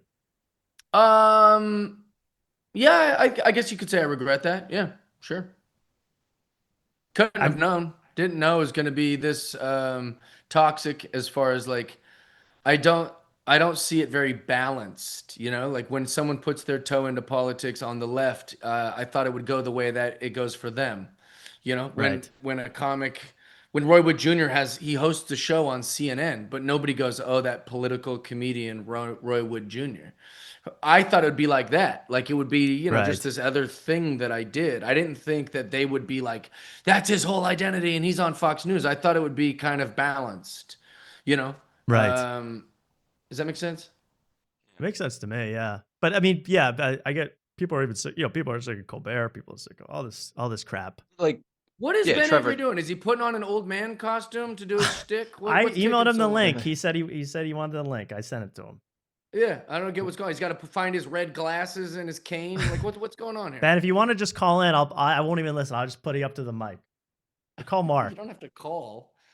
Someone, I mean, I know this is like we're in the 21st century. Everybody, isn't he? He's got the whole streaming system. I agree. We're in the 21st century. Bragging about how many subs and all the money he makes. Yeah, you should have some quicker software, bud. What do you got to set up cables? What's going on here? I don't know. I thought he was like, oh, did you see how much money I make on the so cringy? So what's going on? Is he not replying? I give it another couple minutes. I mean, I'm sure he's listening, but I sent him the email link, and we'll try to get him on. We'll try to squash this in 5 minutes or less. Do you think that's possible? Dad of the year. He couldn't jump on. He's got to breastfeed his babies or whatever. Maybe that's what was the weight. That's why he's gaining the weight, is to breastfeed the kids. You think he's lactating? Yeah, maybe. Soda comes out of there. He feeds him Coca-Cola. Oh my God. That's perverse. That's cane sugar Coca-Cola. He's a big boy. He's trying to fatten up when he meets the die. But you're not. I mean, you said you squashed the beef, but that's There's no beef. Oh, here he is. All right, let's let him in. What? There isn't a beef. Here, let's see if at least we can hear him. Let's see if this tech works. He's got all these subs, dude. He's got all these subscribers. Ben? What happened? He was like in complete. You all right, in a cave. You all right, bro? What is happening? I saw him for a second. I swear. Guys, let's pray. Yeah. Mark, Tommy, let's pray. Let's pray for Ben. I'm worried about him. We can wait. We can be silent. I'm fine being silent. I know. We've waited long enough. I'll tell you that. Well, he said he had his kids. He said he had. Be embarrassed that it took so long for him to turn on some lights and a camera. Where's that money going, dude? Oh boy. Where's all the money going from all of his subs and all this stuff if he can't even log on to a Zoom call? Well, technical stuff. We all deal with it. We'll give him a few minutes here. We hope you're not in a rush. Ask me another question, boys. Jeez, I'm on the edge of my seat. I'm on the edge of my seat. Any big projects in the can, in the works, Jeff? No, sir. Just stand up every night. Stand up. Baby. You do like, how much a year do you do? You like 300 plus days a year. Yeah, yes. I try to do on 365 days a year. I performed on Christmas 3 spots. That's insane. Don't you celebrate the holiday? There's not a lot going on. What's that? Do you celebrate, like, who's in the audience for the Christmas show? Jews. Right. I did the Comedy Store. It was all Jewish people, but that was great. It was an awesome show. It was in the main room. And it was me and a bunch of Jewish comedians also, but that was awesome. And then in the morning I performed for a bunch of homeless people because we feed them food at the Laugh Factory on Christmas. So that's why I was there. Do the homeless enjoy stand-up? What's that? Do the homeless enjoy stand-up? No, they hate it. And we bombed. It was one of the worst sets I've ever had in my life, dude. It's terrible. I can't imagine. But we do shows for them, and then we get new homeless people in there, feed them, and then perform again. So it's 2 spots. You bomb twice. Then I went to the Laker game, and then I performed for a bunch of Jewish people at the main room of the Comedy Store. Wow. Yeah, it was awesome. But I perform every night. Like in America, there's no place to do 4th of July. Because it's just people want to go to a lake and party. And so I'm performing in Vancouver, BC, in Canada. Because I was like, all right, perfect. We'll sell out that show. I'll do a Canada show. That's a work ethic. I'll tell you that's I couldn't do that. I always hear the road. Boys, if this, I know we're close because I see his name written. His name's there. Can you hear? I mean, Ben, if you're just scrambling around. If you're audio only, Ben, that's fine. We'll. Oh, he's scrambling around. He's plugging things in and flipping on switches. He's opening his laptop. He's looking for his red sunglasses. What could possibly take this long? I've seen his studio. He has an old a little switchboard. One of those things you got to plug. There's up and down. Let me tell you, these subs should really say, "Hey, what's going on? Where's our money going?" Hey Ben, are you there? Oh, we can't Jesus, hear you. Dude, get your shit together. we can't hear you, Ben. We can't hear you. This is a piece of work. No, I can't hear you. Where's your audio, bro? Maybe select your audio source. Unbelievable, dude. I mean, to be fair, we did put him on. Wait, that's like from the 70s, that thing. That was like from the 70s. Where's all his soda cans? That was a CRT thing. Oh, now he's frozen. Oh, this is just a disaster. I mean, this is the greatest thing to ever happen. This is crazy, but he's frozen. This is a professional fucking stream guy. His logo's spinning. I see that. This is so. I would say it's safe to say. I would say it's safe to say. Subs he's always bragging about. All those subs he's bragging about. They should get that money back, dude. They should get the money back. I can hear you, Ben. Check. Yeah, we hear you. You're frozen, but let's just go with it, man. Because we need to talk this out. I love video. If you can get it in the next 30 seconds. Cool. Yeah, I don't know why it's freezing. My wife is putting the down, and I ran into the other room. Hold on. Testing 1 2. You sound perfect. Yeah, what the hell? It didn't catch you at a flattering angle. I'll say that. It did not. It froze on the terrible timing. Well, this is the epic moment, guys. You've been waiting for. It's really anticlimactic. Yeah, it's really falling apart here. But that's after tonight, man. We always. Man, looks like an old fucking school from a horror film. Like, what is going on? Does that work? Frozen. It's still. Why is it still frozen though? Well, why don't you guys talk this out? I mean, I think this is something while you fiddle. Do you have anything to say, Ben, to Jeff? I mean, he said plenty tonight. I guess I'll just turn the video off so it doesn't look like I'm reaching down to suck my own dick the whole time or something. Yeah, that was wild. It's X-rated. Strong start. Ben, anything to say to Jeff? I mean, he's certainly levied a lot of accusations that you're basically stalking him. I mean, this is crazy. First of all, Jeff, I got to say, really funny. Like, I was giving my kids a bath, and I was at the grocery store giving my kids a bath, and this is like the funniest you've been in a very long time. You were at the grocery store giving your kids a bath? What the fuck are you talking about? No, and then I don't know why you're so.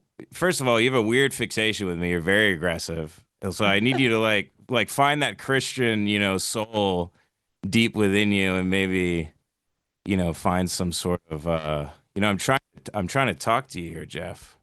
Okay. I'm just a guy. I'm just trying to talk to you, man. And look, and like a lot of people, like I think a lot of people kind of like want you to be better. And are you all right? What's going on with it? This is a strange start already. What's going on? What's so strange? Okay? I'm just showing you love. No, you're not. You're being like sarcastic about like, oh, I should show you some Christian love. And no, I'm not. I read the Bible. I believe in God. I believe in Jesus Christ. Okay, that's great. Cool. Well, do you guys want to? Why are you bringing that up? Because I thought we could start with some common ground. You say you're a Christian. I thought we could maybe look. I'm dropping the whole act here. I just want to remember when he goes, oh, you're a Christian? Then why'd you block me? Like that's related to being Christian or something. I know what you're trying to do, but like, let's have a conversation. I'm definitely not fixated on you. And if you searched our names in YouTube, you'd find quite the opposite. And really, I'm only addressing it because it's gotten kind of scary. And I'm wondering if you're all right. You seem like a fucking crackpot lately. Am I all right? Are you all right? Yeah, man. I mean, Jesus Is Christ. everything cool? You're so angry all the time. Like, Jesus Christ. I'm not angry I was seeing you're attacking me for having an autoimmune disorder, which is a very disability. Who was attacking you for that? You were making fun of me for having a disability. It's like cruel. You're like he said he could beat you up. Yourself the disability, and you're shaking a cane into a webcam for 40 hours a week about me. So you're not gonna get off on like being like Jeff is a fix. I don't care about you. I thought you were very funny. I thought you were very funny after No, tonight. you don't. No, I think I'm boring. I was laughing really hard because you think I have a weird dick. You've said all these weird things. Well, I did. It's really creepy. You're kind of creepy. Is that true, dude? I don't know if I'm No, creepy. my dick's fine. Be happy to fucking show you boys. All right. Let's meet up after this. Very strange, yeah. That was me trying to be silly. I'm not gonna really No, I know. I think you have something like very dark and disturbing about you, Jeff, and you're not willing to face anything or take any responsibility for anything. It's like it's a very desperate, weird thing. And I think you attacked me first. All I was doing was retweeting you.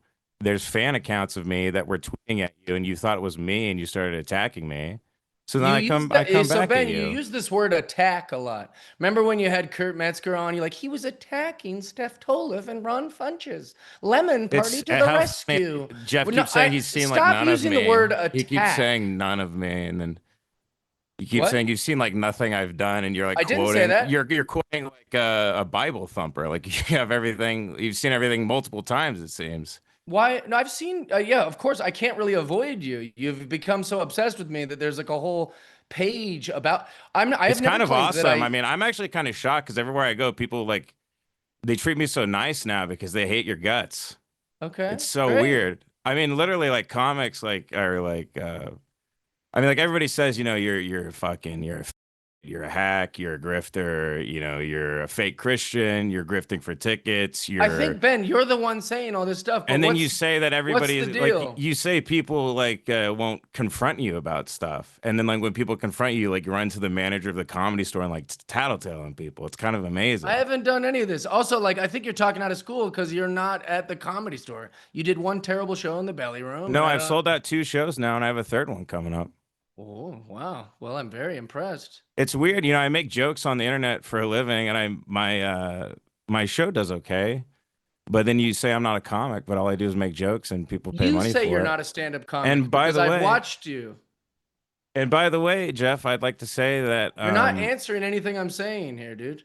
Jeff, you haven't answered a single thing I've said. Well, because you just called me a bunch of names. What would you like to ask me? You're so angry all the time, man. Like, what is like? There's something so wrong with you.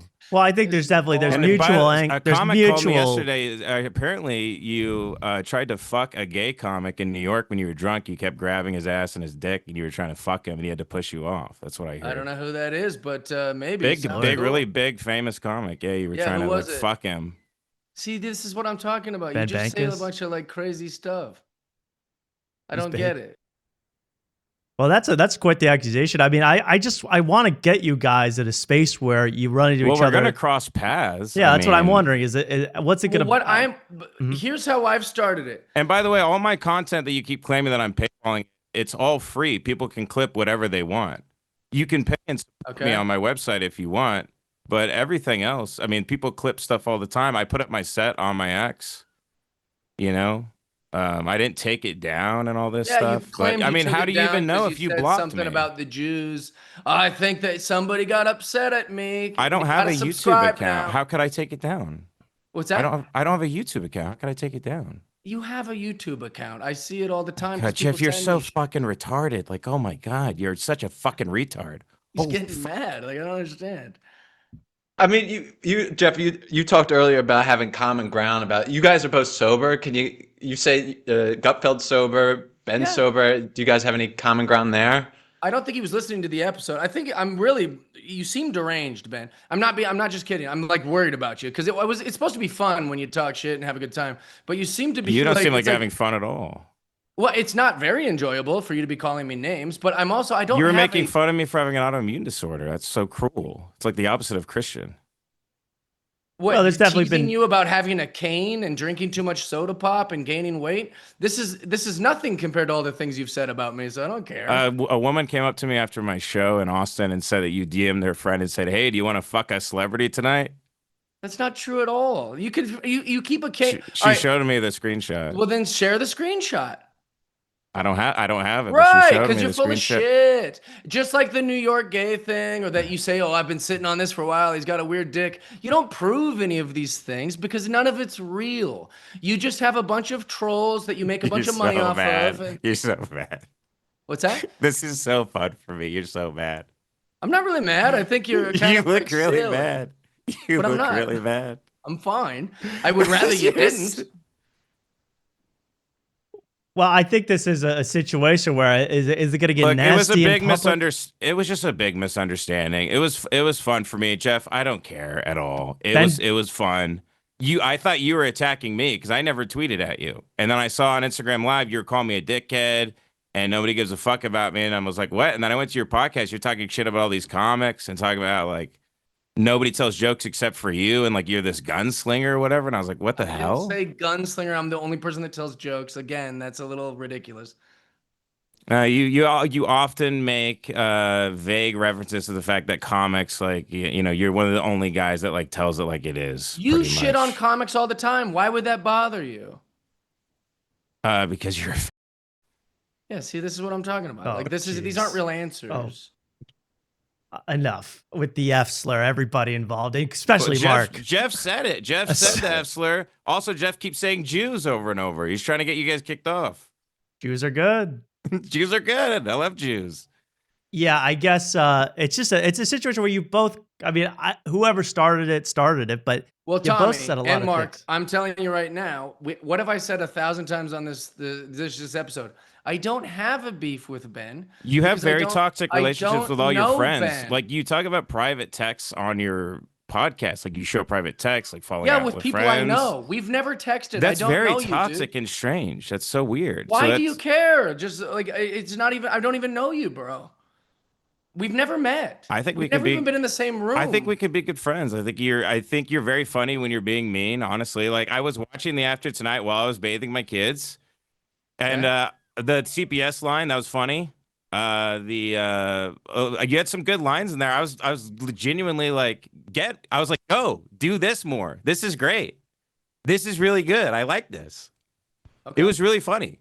If you're being sincere, then thank you. Well, and if you're not, all right. I don't know what is with you because I don't really. All I have to go by is your YouTube channel where you say a really bunch. I don't have a YouTube channel. I'm banned off of YouTube, and look, I don't have any confirmation that you had anything to do with that. I'll cop to that. I don't have any confirmation about that. And so, Jeff, I would like to apologize for assuming you might have done that. I apologize. That's nice. Well, that's genuinely with love from the bottom of my heart. I apologize for that, Jeff. Hey, I'm gonna be at Story Wars at the Comedy Store on Thursday. Cool. Jeff, are you gonna be at the store? I know I'm not a comic, but I'm gonna be on the comedy podcast at the Comedy Store main room. I wasn't saying you're not a comic to insult you. You've said I'm not even a comic and I sold out the belly room. So that was your words. I'm not even a comedian. Your whole thing is kind of anti-comedy. So are you a comedian? I just make jokes. I'm not not anti-comedy. I just make jokes. Okay, so are you a stand-up comedian? No, of course not. That's you, then Jeff. Why are you mad that I said that? Well, I think. Well, I mean, I think you can be a comedian, right, and not be a stand-up. Okay, like well then I take it back. I think that's you fine. are a stand-up. Because I think the medium has kind of moved more internet digital space. You know, you're more the old guard, Jeff, which I have nothing but respect for. You know, I truly do. Then I take it back. I think in terms of you were saying that you're not a stand-up comic. I'm not. Oh, okay. Then I'm saying, I'm that's saying, what I meant. No, in terms of the old guard or whatever, like you have the craft of stand up. You have that down. I told these guys, you actually write a lot too. Most comics, they go 10 years, they don't write a single another joke. So I have to give it up for you there too, buddy. I'm being completely honest, and character gone completely. Wow, okay. Well, this is nice. I'm not doing any character, Jeff. I don't want you to feel scared either. I am a little afraid of you, if I'm honest. I'll tell you. Well, I wouldn't swing on you, obviously. I mean, would you pull up with your shooters on him? What's that? Are you asking I'm wondering if how. I mean, I'm really wondering. That was a joke, but how? You're not a. How are you gonna act how are you gonna act when you meet up at the Comedy Store? How are you guys gonna act with each other? How many times have I said on this episode that I have no beef with Ben? Right. But then then you make fun of me. You say very mean things about me. I'm only aware of Ben for the last few months when and maybe it's not his YouTube account, but if you type in Ben Avery and Jeff Dye, there's countless hours of where I can easily click and watch him saying what seems to be at times, and maybe it's a character, very unhinged things about me personally. Now, some of those things I said, I wasn't in character. Any grown adult would watch that and either have A, hard feelings, or B, be like, this is unusual. And what I tried to deal with it originally was I tried to go, well, I'm just not going to give this anything. I'm not going to watch it. I'll try to not read the comments. But Ben has a lot of fans, the Lemon Party people. And so it became inescapable, right? It became inescapable. It's all my. I at this point, most of the people that watch my podcast are there to just goof on me or talk shit and whatever. This is the space. But in the last few weeks, it has seemed very, very personal, and it has scared me in a bit, if I'm honest. I have no beef with Ben Avery. There has to be a relationship to have a beef. Now, I am a sober guy, and I am probably, I don't know how old Ben is. I'm old. I'm 43 years old. I've been doing comedy a long time. He finds me to be boring. He finds me to be a hack. He finds me to, whatever these things are. Well, I think he might be closeted. Also, I think he might be a closeted guy. Oh, see, Ben, no, you see, maybe these are all these. You're stirring things up again. I mean, then we were just getting somewhere. Whatever the beef is, it's on his side, and I don't know what you'd like me to do, but I'm here to chat. Sorry if when I make jokes about your cane that seems to bother you. No, it's I mean, it's very cruel. Okay. Well, you are not exactly starting this in good faith here. Well, but I say a lot of things, like I said, like out of love, because I think a lot of friends aren't honest with you, and like they just stop having contact with you because they see sort of the path you've gone down, I think. And I think you should just be a right-wing guy. I think that's fine. I don't think you have to act like you're an apolitical guy. I mean, almost all of your jokes are aimed at the left, you know? Oh, man. And I think that's fine. I mean, I don't think that's a bad thing to do at all. Okay. I'll consider those notes. I wouldn't be like, why does everyone think I'm right wing? It's like you're on Fox News. That's not really what we're talking about. Okay, he's not answering. Well, this is I mean, there's definitely some bad feelings, but if you guys got together tonight at Netflix, Jeff, would you shake hands with each other, Ben? I mean, would you? I live in the Valley, Jeff. It's his goal to like try to like make me feel bad about myself or like hate my It's like he's clearly started like a thing about me, and that's how he makes money from his streamers and stuff. And that's Jeff, you know I have a Patreon where I don't talk about you at all. I don't know anything about it, but that's cool. We would love for you to come on Lemon Party. I don't know why I would do that. It's a big platform. I mean, but would that be? It would be a big bump for your show. I don't get the impression that you're a big fan of me based on what you're saying, so I'd probably politely decline. Okay. I mean, I don't think you're a fan of me, but I thought maybe we can meet up and riff, and maybe we'd find a lot of common ground. Because I see a world where actually we get along pretty well. I do too. I see. Because my goal on my Patreon, by the way, Jeff, is to buy a Cybertruck once it gets to 100,000 a month, but I have not yet hit it. But I love Cybertrucks. No joking, I love them. I think it looks like Halo. Yeah, you guys can drive around warthogs around LA. That'd be fun. And I listened to the Book of Ecclesiastes on audiobook on the way to Austin 4 days ago. I love Ecclesiastes. There's so much wisdom in it. They say that a fool will swallow himself up with his own lips. I think it's Ecclesiastes 5, like 12. Hey, yo. Okay. I mean, it's from King David, you know. I mean, I've read the Bible a couple times. I like the King James. And I have the Psalter by my bed. I've been experimenting with like orthodoxy and stuff. My kids are 2 and 1, so I'm trying to figure out what church I should go to. If you have any pointers, since I'm in the Valley too. Ben, do you feel like you're going to? Is this squashed now? Are you going to move on? Or you got to keep going at Jeff? I mean, he can go at you. You can go at him. Is this how it's going to continue, or do you feel like this is kaput? We healed the nation tonight. I mean, I just always thought it was funny. Right. I see. I think that's where the disconnect is. I think, Ben, you thought it was just funny riffing about a guy. Jeff, right or wrong, took it personally, and you've taken come on, Jeff, you get it. Like calling yourself the last cowboy in LA. Like it's funny. Come on. Why do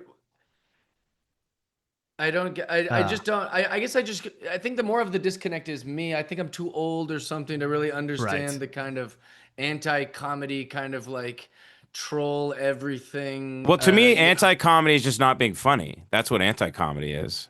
Yeah, if you're but being I mean, like, funny, then you're pro-comedy. I don't get that. I've seen a lot of the stuff you've said about me, admittingly. I've never claimed I don't know your shit. I've seen a lot of stuff you've said about me too. Okay, including this appearance. Like, don't act like it's a one-way street, pal. That's very unfair to me. Definitely a one-way street. You're the one who's started all this. But my point is, the things you've said long before I ever even knew who you were, you know, was super like petty. Like, look at what he's wearing. So like, why would he wear that? Why does he call himself that? My wife wouldn't let me leave the house like that. Like, everything that you've ever said is like some sort of like it seems like you're really into me. It's a very weird thing. Wow. I haven't spent much time. I mean, the last 2 weeks I've been sent stuff because you're getting quite the reputation as being like unhinged. And then I was like, maybe I should worry about this guy. Like, you seem a little like, it's getting a little dark. No, Jeff, it's the, it's lost its charm, Ben. Oh man.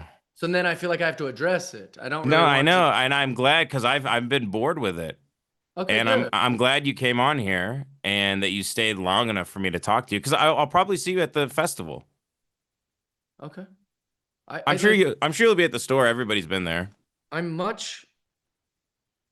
that you don't want to like me, and I know that your fans or whatever, and whatever's going on with you. In all sincerity, Ben, I have no rage towards you.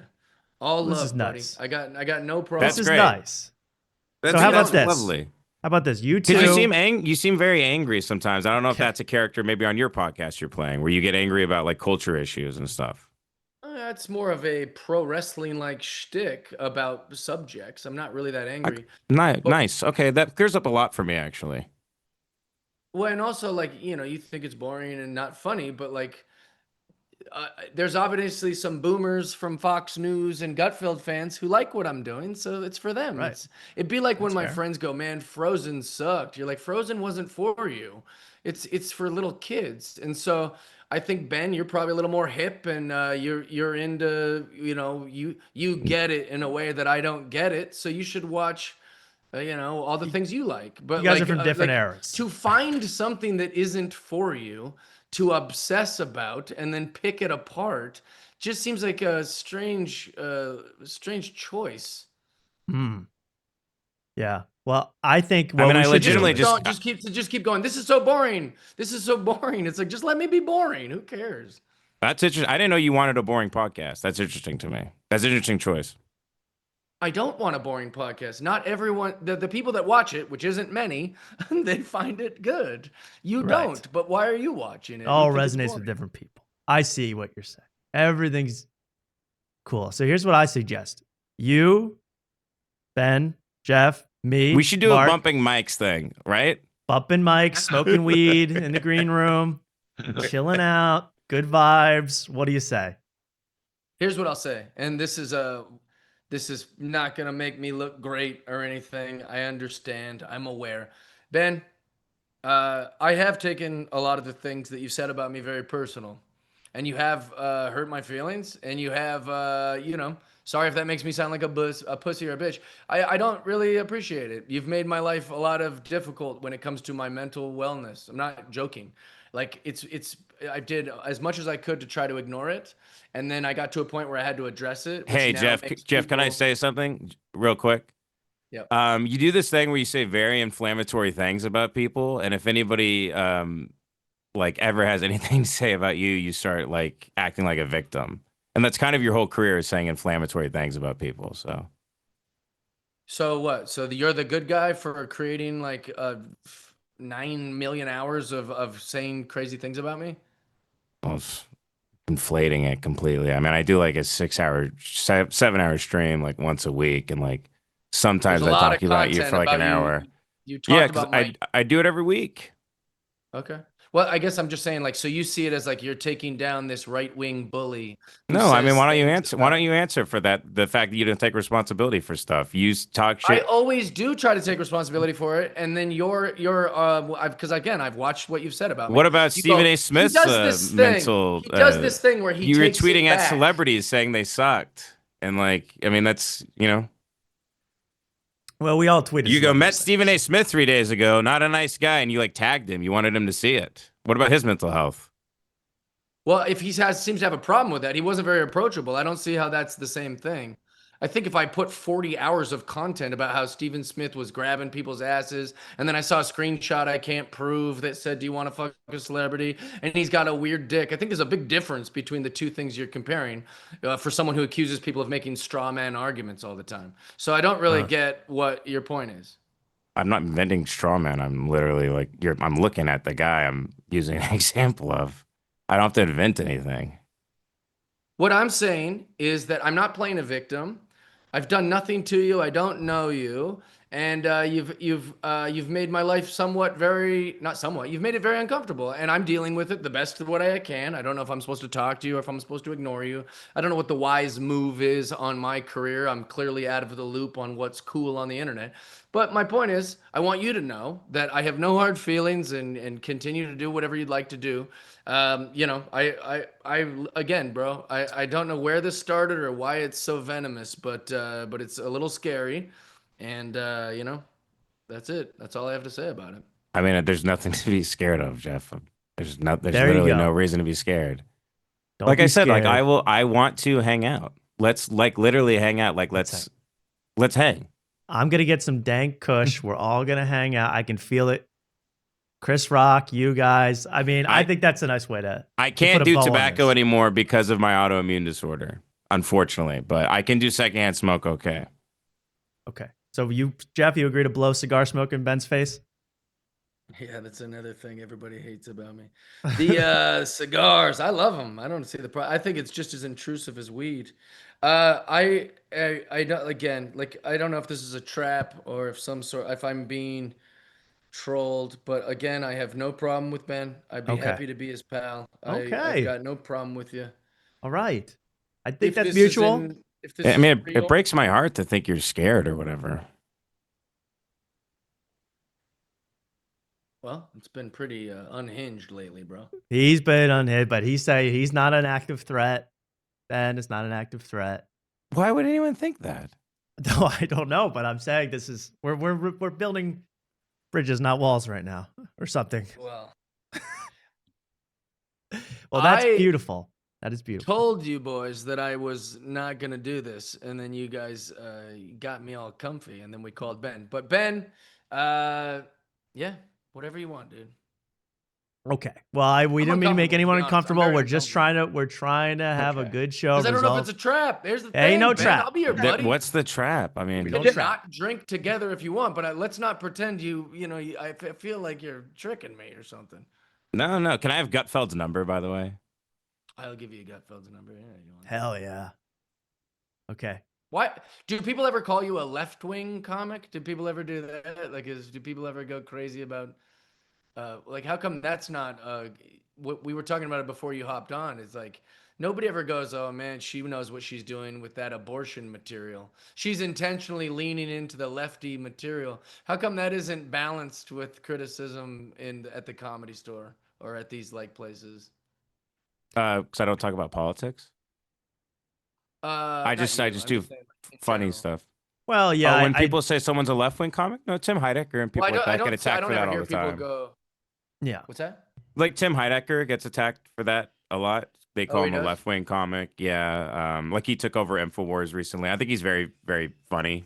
I'm trying to think of other people. I don't. I mean, obviously the alternative space, like, the Elysian out here and Largo and places like that. Those people would be called left wing, like Sarah Silverman will be called a left wing comic. I call her beautiful. Yeah, so it just happens. I didn't know that. Okay, well, that's everyone's human. And I guess I'll say that. We've made Tommy more uncomfortable than anything. Well, I hate to see people fight. This was not a trap in any sense. I just wanted to mend fences, build community, and brighter tomorrow, all that. So I'm caught completely off guard. I mean, I was literally like putting my kids down and I ran in here. So I apologize. The tech and everything wasn't up. It all worked out, I think. But I was legitimately done with this whole thing anyway. So I'm glad that we're all good. I mean, I'm literally so bored of it. I'm so fucking bored of it. All right, good. Good.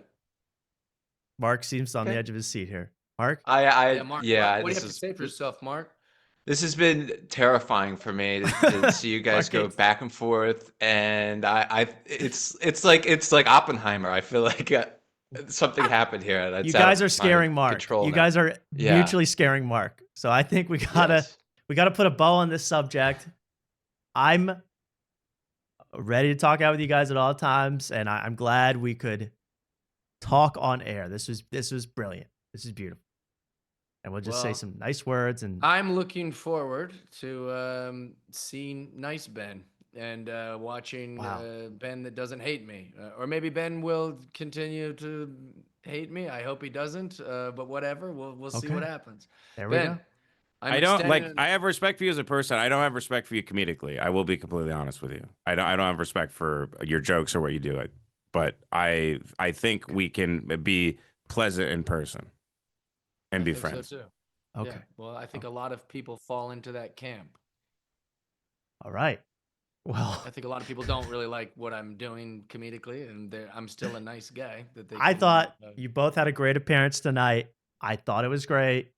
I would have you both back on any time on After Tonight. I'm glad this happened on After Tonight, and we saw it live. So I want to just say, Ben, thank you for calling in last minute. Yeah, of course. I love you guys. Thank you, Ben. Thank you guys for having me. And thank you. And Jeff, thanks so much for giving us so much time and hashing things out here. It was a blessing. Well, I hope that I'm not being tricked. That's what it feels like. I swear on my life, no tricks. No tricks. I love you guys. All right. We'll see you. Bye. We'll see you. Good luck tonight, Jeff. Good luck, everybody. Good luck, everybody. Good night. Okay, see you guys. Thanks, Ben. See you, I gotta go to the freaking bathroom. This is insane. I need a drink. I need a drink so bad. I'm going nuts. Holy